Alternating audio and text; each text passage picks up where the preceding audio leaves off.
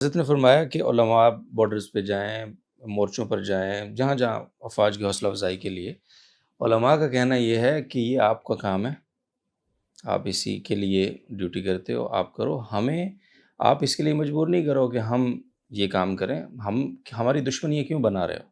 ہمارے بچوں نے رہنا ہے، ہماری نسلوں نے رہنا ہے، آپ ہمیں دشمنیوں میں دھکیل دو گے اس طرح؟ تو جس کا کام ہے وہی کرے، فوج کا کام ہے لڑنا تو لڑے، ہمیں اس کے لیے مجبور نہ کریں۔ جس طرح بھی آپ نے ایک رائے دی اور آپ خود بھی اس کا عملی اظہار بھی کرتے ہیں، آپ جاتے ہیں واغہ بارڈر بھی آپ تشریف لے کر گئے، ساری چیزیں، تو اس سوال کا پھر کیا جواب ہے کہ ہم کیا کیوں کریں؟ ہمارے تو بچے ہیں، ہمارے خاندان ہیں، ہم دشمنی کیوں پالیں اپنی؟ تو یہ آپ نے کیوں اپنے ذمہ لے لیا ہے کہ جو دشمن ہیں ان کو ان کی سہولت کاری کریں؟ آپ ادھر تو نہیں جا رہے، کہہ رہے ہیں ہماری ذمہ داری، لیکن یہ ذمہ داری کہاں سے آپ نے لے لی ہے کہ جو یہاں لڑ رہے ہیں ان کو آپ دامے درہمے سخنے میڈیا کے ذریعے ان کو آپ سپورٹ کرتے ہیں، اپنی فوج کے خلاف بولتے ہیں؟ دوسری بات یہ ہے کہ ہماری فوج کو، جو ہماری فوج ہے یہ مجاہد ہے یا نہیں ہے؟ ان کی یہ ذمہ داری جہاد فی سبیل اللہ ہے یا نہیں ہے؟ ان کا ماٹو جہاد فی سبیل اللہ ہے یا نہیں ہے؟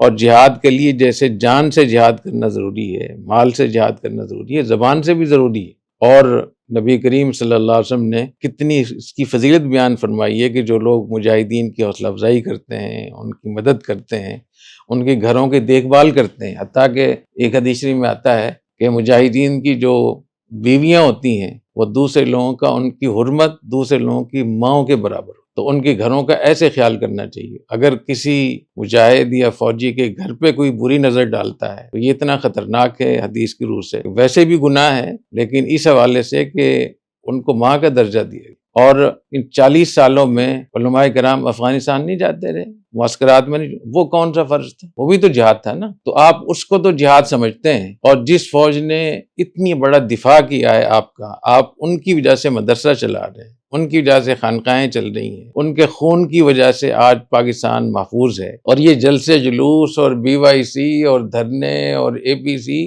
اس لیے آپ کر پا رہے ہیں کہ فوج نے آپ کو سنبھالا ہوا ہے۔ کیا آپ عراق میں یہ کر سکتے ہیں؟ کیا یہ یمن میں کر سکتے ہیں؟ کیا سوڈان میں کر سکتے ہیں؟ صومالیہ میں کر سکتے ہیں؟ شام میں کر سکتے ہیں؟ لیبیا الجزائر میں کر سکتے ہیں؟ تو یہ جو کچھ ہم بول رہے ہیں تو یہ اس لیے ہم بول رہے ہیں کہ ہماری فوج نے، جوانوں نے اپنا خون دے کر ہماری حفاظت کی ہوئی، تو یہ جہاد ہے۔ اور جہاد کے لیے، جہاد میں ہمیں حصہ لینا چاہیے، اور جہاد کی فضیلت علماء کرام ہی زیادہ جانتے ہیں۔ تو علماء کرام کا فرض بنتا ہے کہ وہاں جا کر مجاہدین کو، اپنے افواج کے جوانوں کو بتائیں کہ تم مجاہد ہو، اور تم جو خون کا نذرانہ پیش کر رہے ہو اس کی اللہ تعالیٰ کے یہاں کیا قیمت ہے، اور اس کی برکات کیا ہیں، اور اللہ تعالیٰ ہمارے دین میں شہادت اور جہاد کی کیا فضیلت۔ فضل اللہ المجاہدین القاعدین اجرا عظیم، اللہ نے مجاہدین کو تمام بیٹھنے والوں پر فضیلت دی ہے۔ تو وہاں جا کر اگر علماء کرام نہیں بتائیں گے، ایک طرف تو ہم یہ کہتے ہیں کہ جہاد اس امت کا ایمان کے بعد سب سے بڑا درجہ ہے، پھر اس کی نہ ہم فضیلت بتاتے ہیں، نہ مجاہدین کی حوصلہ افزائی کرتے ہیں،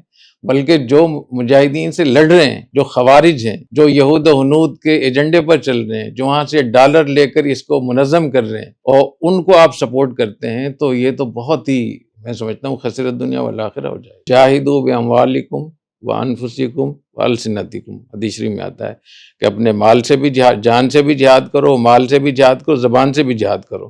تو زبان سے جہاد کیا ہے؟ جہاد کے فضائل بتانا، شہادت کے فضائل بتانا، مجاہدین کے حوصلے بلند کرنا، مجاہدین پر مال خرچ کرنے کی فضیلت بتانا۔ جو ہمارا ٹیکس کٹتا ہے اور وہ فوج کے اس میں حصے میں جاتا ہے تو اس پہ ہمیں فخر ہونا چاہیے، ہمیں ہماری نیت ہونی چاہیے کہ ہم اس کے ذریعے سے، مال کے ذریعے سے جہاد میں حصہ لے رہے ہیں۔ تو جہاں ہمیں ثواب ملنے کی امید تھی وہاں ہم گالیاں دے کر کہ ہمارے ٹیکس پہ تم پلتے ہو، اور اس سے بھی محروم ہو جاتے ہیں۔ زبان کے جہاد سے بھی محروم ہیں، زبان کے جہاد سے بھی محروم ہیں، جان کے جہاد سے بھی محروم۔ تو مال، جان اور زبان، تینوں کے جہاد سے جب ہم محروم ہیں تو ہم سے زیادہ کوئی محروم شخص بھی ہو سکتا ہے؟